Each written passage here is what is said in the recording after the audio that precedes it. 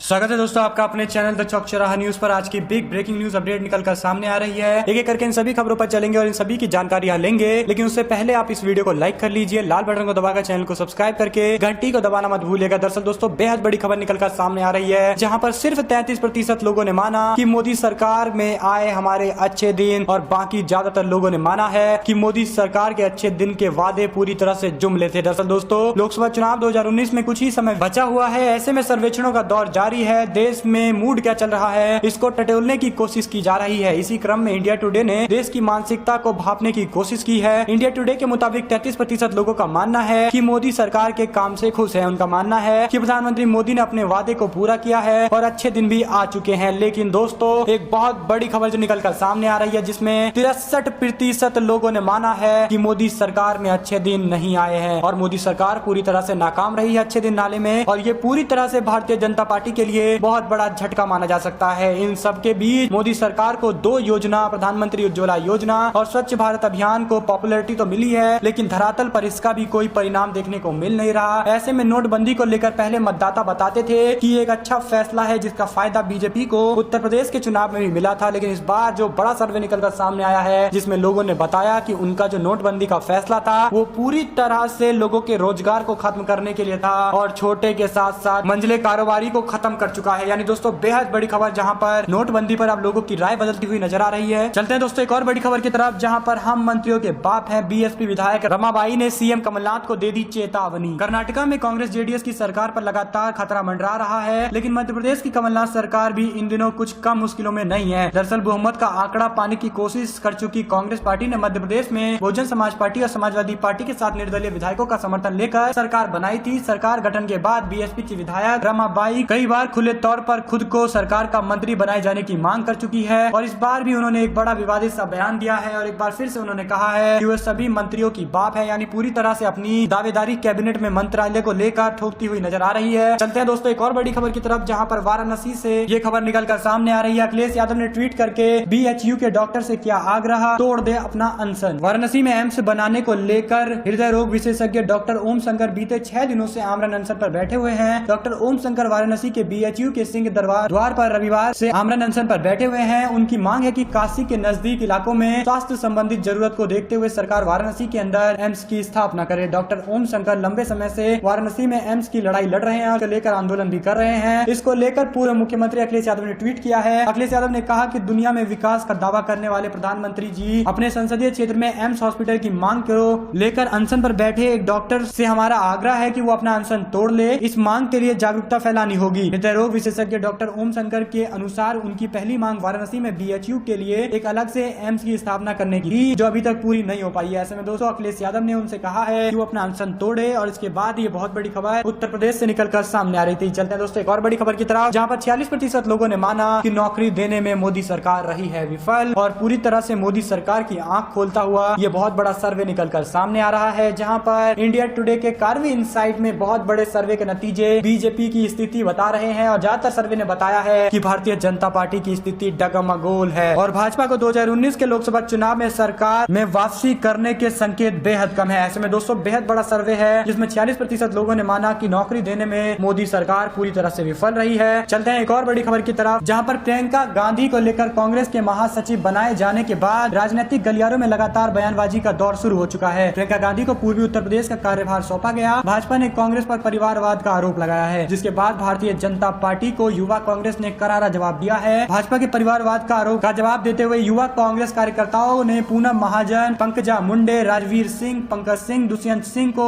आईना भेजा है, क्योंकि ये सभी नेता वो हैं जिनके पिता भारतीय जनता पार्टी में एक दिग्गज नेता हैं और अपने पिता की वजह से उन्होंने परिवारवाद के तहत उनको सभी पद मिले हैं। कोई मंत्री है, विधायक है, ऐसे में उन सभी को आईना भेजा गया है, जो भारतीय जनता पार्टी की ओर से परिवारवाद के सबसे बड़े प्रतीक चिन्ह बने हुए हैं। ऐसे में कांग्रेस पार्टी ने सभी का दिल जीत लिया और भारतीय जनता पार्टी को बुरी तरह से एक्सपोज कर दिया है। दोस्तों अगर आप भी मानते हैं कि कांग्रेस पार्टी के युवा कार्यकर्ताओं के द्वारा जो काम किया गया है वो बेहद ठीक है, और भारतीय जनता पार्टी के नेताओं को आईना भेजना कहीं ना कहीं इस बात के संकेत देता है कि भाजपा को उनका परिवारवाद का असली रूप दिखाया है कांग्रेस पार्टी के नेताओं ने। अगर आप भी इस बात का समर्थन करते हैं तो वीडियो को लाइक करिए, लाल बटन को दबाइए, चैनल को सब्सक्राइब करके घंटी को दबाना मत भूलिएगा। एक और बड़ी खबर निकलकर सामने आ रही है, जहां पर प्रियंका गांधी के महासचिव बनाए जाने को लेकर अखिलेश यादव ने अपनी खुशी की जाहिर की है। उत्तर प्रदेश के पूर्व मुख्यमंत्री अखिलेश यादव ने कहा कि राजनीति में जवान लोगों को आना और उनको मौका दिए जाने की बहुत ज्यादा जरूरत है। उन्होंने कांग्रेस के अध्यक्ष राहुल गांधी के फैसले की तारीफ भी की है और उनको मुबारकबाद दिया है। जिसके बाद दोस्तों उत्तर प्रदेश से ये बेहद बड़ी खबर निकलकर सामने आ रही थी। चलते हैं एक और बड़ी खबर की तरफ, जहां पर बिहार से ये जुड़ी हुई खबर आ रही है। बिहार के अंदर आरजेडी के अध्यक्ष लालू प्रसाद यादव के बड़े बेटे श्री तेज प्रताप यादव गणतंत्र दिवस के दिन शनिवार को पार्टी कार्यालय में बंद होने को लेकर बुरी तरह से भड़क गए और उन्होंने पार्टी के अध्यक्ष को लेकर बड़ा बयान दिया है और कहा है कि उनकी शिकायत तेजस्वी यादव से करेंगे और पार्टी का दफ्तर रिपब्लिक डे यानी गणतंत्र दिवस को बंद नहीं होना चाहिए। तो ये बहुत बड़ा बयान देते हुए नजर आ रहे हैं तेज प्रताप यादव और अपनी पार्टी के कार्यकर्ताओं में एक बार फिर से जोश भरते हुए नजर आ रहे हैं। एक और बड़ी खबर निकलकर सामने आ रही है, जहां पर मायावती पर शिवपाल यादव का बड़ा हमला, राम गोपाल पर निशाना साधते हुए बोले आज तक मुझे कोई पीट नहीं पाया है। यानी दोस्तों बेहद बड़ी खबर उत्तर प्रदेश की सियासत से निकलकर सामने आ रही है। बसपा के अध्यक्ष शिवपाल यादव ने शुक्रवार को इटावा के जिले में मेमोरियल कॉलेज के हॉल में पार्टी के बूथ स्तरीय बैठक की, जहां पर उन्होंने बसपा भाजपा को आड़े हाथों लिया है। बसपा के राष्ट्रीय महासचिव प्रोफेसर राम गोपाल यादव पर उन्होंने निशाना साधा है। मुलायम सिंह यादव के चुनाव लड़ने का जिक्र करते हुए उन्होंने कहा कि नेताजी को पहले बसपा से चुनाव लड़ना चाहिए, यदि वह पार्टी से चुनाव नहीं लड़ना चाहते तो निर्दलीय चुनाव लड़ना चाहिए। यादव ने सपा व बसपा पर तंज कसते हुए कहा कि मायावती ने मोदी और लालजी टंडन को भाई बनाया था, मर्यादा की सारी सीमाएं तोड़ते हुए उन्होंने भाई को और दूसरे ने अपने बाप को धोखा दिया है। यानी दोस्तों अखिलेश यादव और मायावती पर जमकर निशाना साधते हुए शिवपाल यादव नजर आ रहे हैं। एक और बड़ी खबर की तरफ और ये खबर निकलकर सामने आ रही है मध्य प्रदेश से जुड़ी हुई, जहां पर शिवराज सिंह चौहान ने एक बार फिर से धमकी भरे लहजे में कहा है कि योजना बंद की तो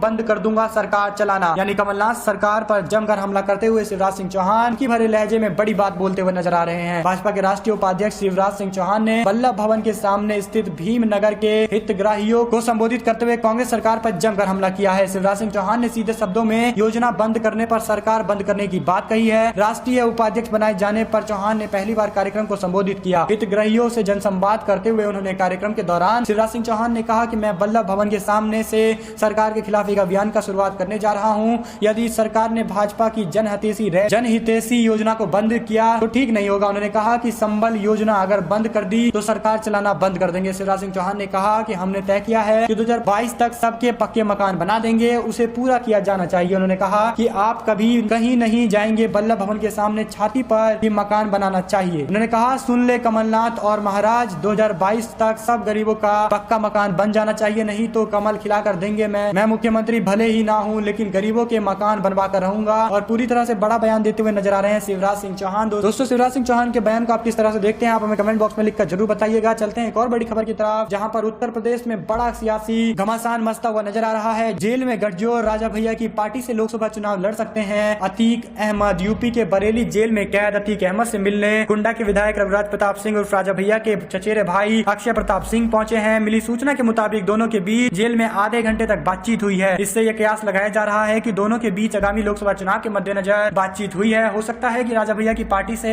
अतीक अहमद भी गठबंधन कर ले और दबंगों के बीच लगातार राजनीतिक डील चल रही है। ऐसे में शिवपाल यादव भी अगर इस गठबंधन के साथ आ जाते हैं और राजा भैया के साथ अतीक अहमद एक साथ मिलकर चुनाव लड़ते हैं तो पूर्वी उत्तर प्रदेश के साथ साथ कई और क्षेत्रों के समीकरण भी बदलते हुए नजर आ सकते हैं। ऐसे में दोस्तों बेहद बड़ी खबर निकलकर सामने आ रही है उत्तर प्रदेश से, जहां पर राजा भैया और अतीक अहमद एक साथ भी आ सकते हैं। चलते हैं एक और बड़ी खबर की तरफ, जहां पर शिवपाल यादव ने बड़ा ऐलान कर दिया है और इसके साथ ही प्रगतिशील समाजवादी पार्टी के प्रमुख शिवपाल यादव ने शनिवार को बड़ा ऐलान करते हुए इटावा में शिवपाल यादव ने कहा कि वह फिरोजाबाद लोकसभा सीट से चुनाव लड़ेंगे। फिलहाल इस सीट पर चचेरे भाई और समाजवादी पार्टी के राष्ट्रीय महासचिव राम गोपाल यादव के बेटे यादव सांसद हैं। शिवपाल यादव ने ऐलान करते हुए सबको बड़ा झटका देते हुए सपा के गठबंधन को भी बड़ा झटका दिया है। शिवपाल यादव ने ऐलान किया कि राम गोपाल यादव ने अपनी प्रतिक्रिया दी। उन्होंने कहा कि लोकतंत्र में किसी को कहीं से भी चुनाव लड़ने का अधिकार है, शिवपाल लड़े तो मुझे कोई ऐतराज नहीं है। ऐसे में इटावा में शिवपाल यादव ने कहा कि मायावती अखिलेश की बुआ कैसे हो सकती है जब मुलायम उनके भाई नहीं है, शिवपाल उनके भाई नहीं है, तो मायावती अखिलेश की बुआ कैसे हो सकती है। ऐसे में दोस्तों बेहद बड़ी खबर निकलकर सामने आ रही है उत्तर प्रदेश से, जहां पर